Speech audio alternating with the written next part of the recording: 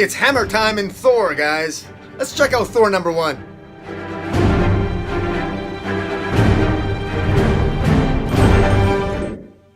We know that Jason Aaron's last arc ended with the death and the resurrection of Jane Foster Thor. We know that the 10 realms are still at war, still in chaos. We know that the Rainbow Bridge has been destroyed, and with the Rainbow Bridge destroyed, that means that armies, Asgardian armies, can't travel wherever they want in order to join the Battle of the 10 Realms, the War of the 10 Realms. And we know that eventually the 10 Realms are going to end up, that war is going to end up spreading to Earth. So, and of course, we know that Thor is missing a hammer. Mjolnir was destroyed when Jane Foster threw Mjolnir into the sun, with the other end of it wrapped around Mangog, pulling him to the sun, saving all of life as we know it. So, right off the bat, we're starting off here with Odinson finally back, but he's missing his hammer. He needs to find a hammer. And there's a couple of other things that happen that sort of premise the beginning of this, which is, I think, very interesting. When Asgard was almost destroyed, a lot of the weapons that Asgard had were scattered throughout the galaxy, because as Asgard was being destroyed by Mangog and slowly falling apart, all these weapons scattered all across the galaxy. And basically Thor starts off this issue, Odinson Thor, he starts off sort of on a hunt. He's trying to find all these weapons. And Jane Foster's still around. She's going through her treatment. She's still recovering from cancer. And she's basically cataloging all these weapons that were lost when Asgard was slowly being destroyed. And as Odinson retrieves these ancient weapons, Jane Foster catalogs them. And there's a great opening sequence here with Odinson Thor taking on the Juggernaut.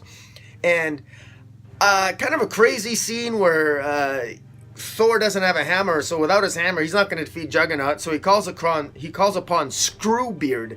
How's that for a name? Screwbeard, who is the dwarf that is in charge of making a bunch of hammers for Thor and making weapons, because one thing that Asgard needs, if it's going to ultimately join the War of the 10 Realms, they're going to have to they need some weapons, and they've lost all the weapons. And now Odin himself, High Father Odin, he's seeing to the repair and the rebuilding of Asgard, while Thor is trying to retrieve the weapons, and they got the dwarves making as many weapons as they can. And there's all kinds of Thor hammers here that appear in this issue, but only one that ultimately survives the battle against Juggernaut.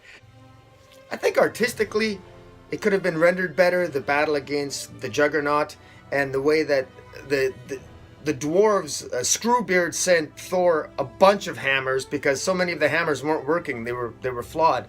And so that's a little bit surprising to me. I thought they were better than that, in terms of the dwarves were better at creating hammers, but apparently not.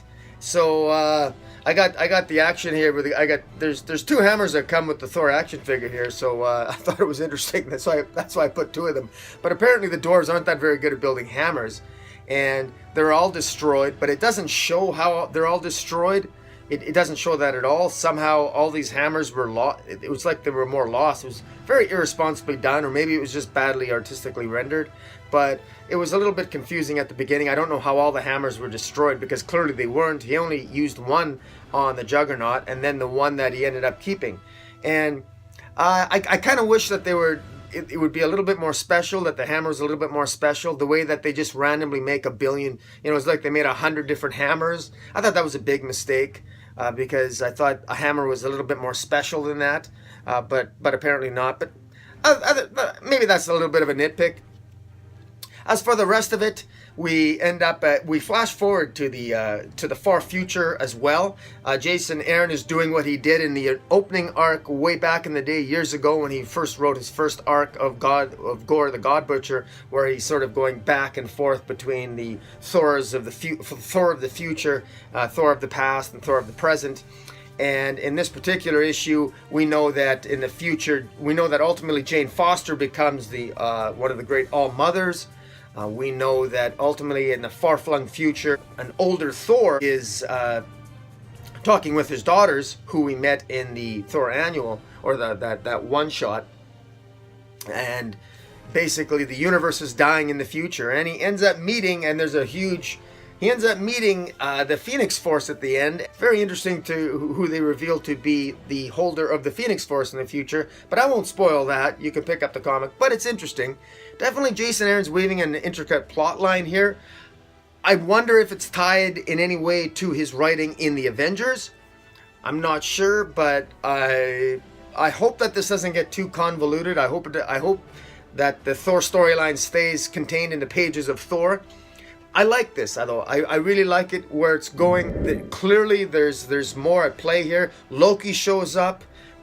We know that at the end of this issue, that Thor himself ends up with Loki being dragged into the War of the Ten Realms. Even though the Rainbow Bridge is destroyed, Loki uses some magic, and while he tries to basically shove his brother Thor into transport his brother Thor into the war, Thor will have none of it and drags Loki with him. So Loki and Thor are where they should be, I think, right in the heart of the War of the Ten Realms, and eventually I'm sure that they're going to be battling the accursed Malekith, and so it's going to be interesting to see where all this goes. Once again, there's this, Jason Aaron is weaving a pretty cool plot line here. And in terms of the future, what's going on in the future, how everything is tied in, I don't know, but I'm definitely in for the long haul. Anyways, a lot of fun here. I love the beginning with Juggernaut and all the hammers, and it's a good book. Guys, check it out. I think it's a good enough starting point, jumping on point. I don't think you necessarily need to know too much that went on in the past. I think it's explained enough. Give it a shot, and in the meantime, Comic Boom out.